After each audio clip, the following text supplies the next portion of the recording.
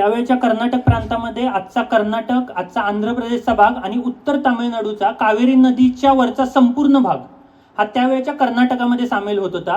आणि त्याच्यामुळेच तुम्ही जर बघितलं तर कृष्णेपासून खाली कावेरी नदीपर्यंतचा हा जो सगळा भाग आहे हा आपण कर्नाटक म्हणून आत्ता संबोधणार आहोत.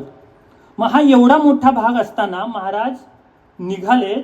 कुठून निघाले तर रायगडापासून निघाले. महाराजांचं स्वराज्य रायगडावर किंवा महाराष्ट्राच्या भागात आहे. आणि दक्षिण भारतात बाकीच्या ठिकाणी भागानगर म्हणजे आजचा हैदराबाद जिथं कुतुबशाही आहे, विजापूर जिथं आदिलशाही आहे, दक्षिण भारतात कावेरी नदीच्या दक्षिणेला त्रिची, तंजावर, मदुराई हे नायक राजे आहेत.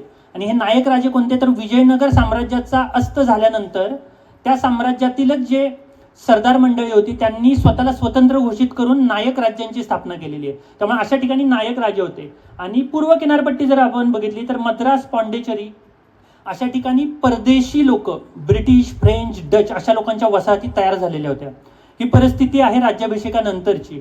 आणि अशा परिस्थितीमध्ये शिवाजी महाराजांना जसं मी सांगितलं रायगडापासून या संपूर्ण भागातून जो आदिलशहाच्या ताब्यात असलेला भाग आहे या भागातून महाराजांना जायचं होतं.